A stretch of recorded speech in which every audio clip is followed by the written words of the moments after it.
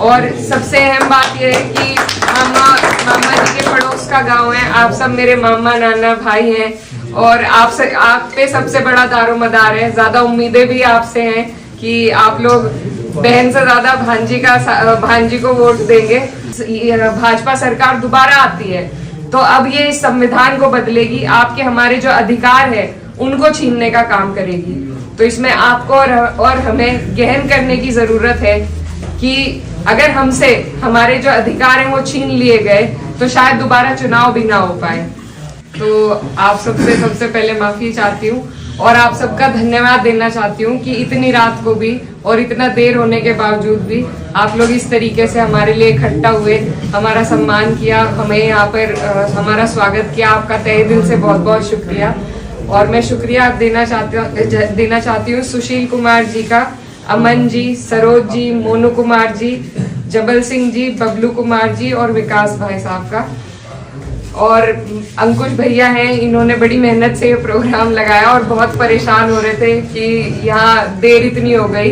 तो ये हमारी गलती रही, हमारी जो टाइम की व्यवस्था थी वो थोड़ी ऊपर नीचे हो गई, तो आप लोग इस बात को नजरअंदाज करिएगा। और मैं बस ये कहना चाहती हूँ कि ये जो चुनाव है ये बहुत महत्वपूर्ण चुनाव है और मुझे इस चुनाव में हमारे राष्ट्रीय अध्यक्ष अखिलेश यादव जी ने प्रत्याशी बनाकर भेजा है। मैं छोटी हूँ और मुझ पे बड़ी जिम्मेदारी दी गई है और ये सिर्फ इसीलिए कि आप लोग से मुझे उम्मीद है कि आप लोग जिस तरह हमेशा आपने हमारा साथ दिया, मेरी माता जी का, मेरे पिताजी का, उसी तरीके से इस बार आप लोग मेरा भी साथ देंगे। और सबसे अहम बात यह है कि मामा जी के पड़ोस का गांव है। आप सब मेरे मामा नाना भाई हैं और आप पे सबसे बड़ा दारोमदार है। ज्यादा उम्मीदें भी आपसे हैं कि आप लोग बहन से ज्यादा भांजी को वोट देंगे। तो मैं बस ये कहना चाहती हूँ कि ये जो चुनाव है बहुत महत्वपूर्ण है, हमारे देश के कानून व्यवस्था को भी बदल सकता है, देश की सरकार को बदलने का चुनाव है। और भाजपा का नारा है 400 पार। तो जो सोचने की बात है वो ये है कि सरकार 272 पे भी बन सकती है, लेकिन ये जो 400 पार करना चाह रहे हैं उसके पीछे जो हीन भावना है वो ये है कि जब 2/3 इनकी मेजॉरिटी हो जाएगी तो तब ये वो हर काम कर सकते हैं जो अब तक ये नहीं कर पाए, जिसमें सबसे शुरू में ये हमारे संविधान को बदलने का काम करेंगे। ये जो संविधान है जो बाबा साहब अम्बेडकर साहब ने हमें और आपको सौगात के रूप में दिया था, यही संविधान हमारा सुरक्षा कवच है। इसी संविधान के बलबूते पे आज हम इस देश में सर उठाकर जी सकते हैं। अगर भाजपा सरकार दोबारा आती है तो अब ये इस संविधान को बदलेगी, आपके हमारे जो अधिकार है उनको छीनने का काम करेगी।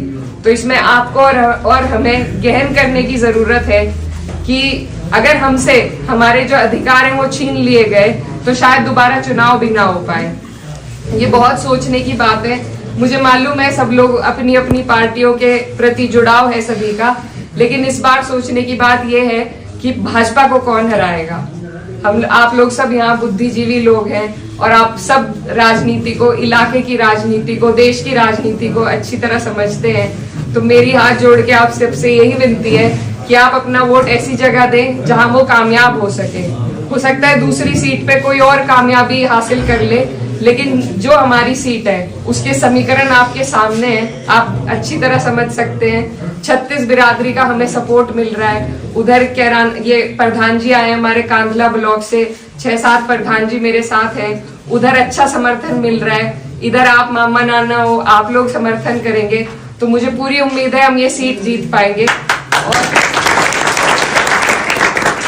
हर जगह हम मेहनत नहीं कर सकते, हम अगर अपने देश के लिए कोई योगदान दे सकते हैं तो अपनी सीट पर सही प्रतिनिधि को चुन के, ऐसी पार्टी को हरा के जो हमारे लिए गलत सोच रखती हो, तभी हम आगे बढ़ सकते हैं। और सबसे जरूरी है कि अगर आप और हम मिल जाएं तो ऐसी कोई ताकत नहीं है जो हमें आगे बढ़ने से रोक सके। आज हमें एक दूसरे का सहारा बनना है, एक दूसरे का सुरक्षा कवच बनने का काम करना है। तो यही मेरी आप सबसे अपील है कि आप लोग मेरा साथ दें और आने वाले वक्त में जहां भी आपको मेरी जरूरत होगी मैं भी आपके बीच में रहकर आपकी सारी लड़ाई लड़ने का काम करूंगी।